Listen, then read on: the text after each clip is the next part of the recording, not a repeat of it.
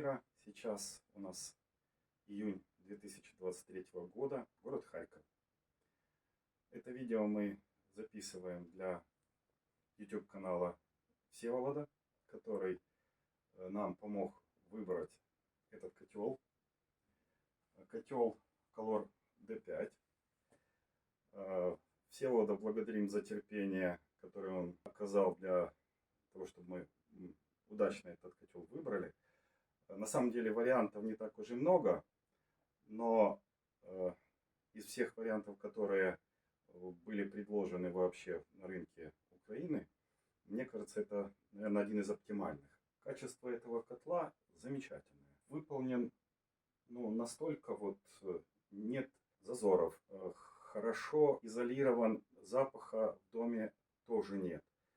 Работает практически все, без люфтов, без зазоров. То, что у этого котла интересная конструкция, дает дополнительный плюс. Вот это полукруглое стекло экрана дает излучение практически на всю комнату. То, что он с внешней стороны смотрится широко и объемно, дает плюс зрительный, но то, что именно сбоку он более плоский, мы не теряем пространство комнаты. То есть комната не настолько большая, чтобы здесь ставить какую-то большую конструкцию.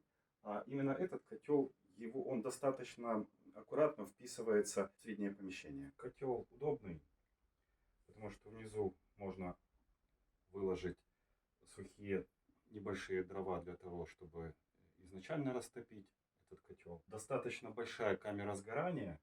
Несмотря на то, что котел компактный, камера сгорания действительно позволяет поместить длину дров где-то 35. Но если поставить вертикально, то 40, можно даже чуть-чуть больше. Органы управления стандартные. Две шторки. Одна для начального розжига. Вторая шторка для того, чтобы регулировать количество и качество пламени во время работы самого котла. Что еще выделяет как особенность, у этого котла есть место, где можно поставить аккумуляторы тепла. Если дом не достаточно утеплен, то если поставить эти аккумуляторы, то они позволяют удерживать температуру в доме еще часов 5-6. Нужно предусмотреть момент безопасности. У нас под котлом площадка. Это 6 плиток 60 на 60. Предполагаем, что если вдруг мы будем открывать дверь и что-то выпадет, то остальной пол, который будет, скорее всего, из пожара небезопасного материала, не пострадает.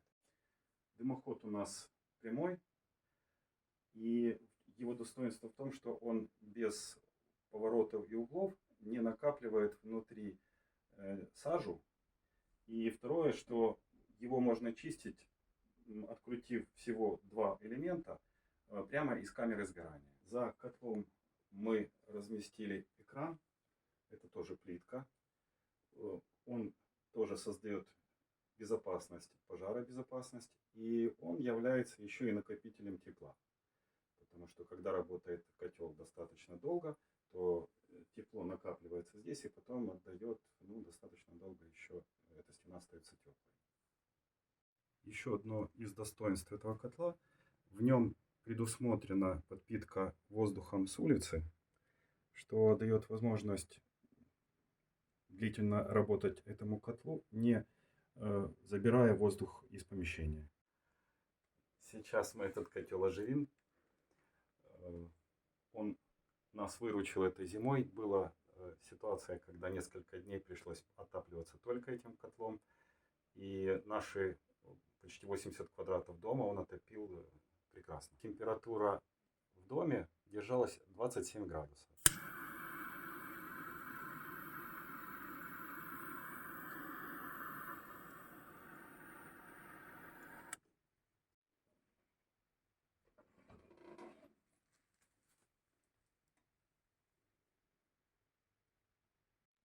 Сейчас огонь разгорелся, и правую шторку можно закрыть полностью. Сейчас мы поиграемся и увидим, как огонь будет уменьшаться. увеличивается время горения котла. Левой шторкой можно отрегулировать еще больше количество огня. Если хотим, чтобы работал котел долго, например, 5, 6, 7, 8 часов, мы уменьшаем подачу воздуха. И, в общем-то, в этом котле предусмотрен режим длительного горения, когда огонь почти не горит, а дрова тлеют. Вот как будет сейчас.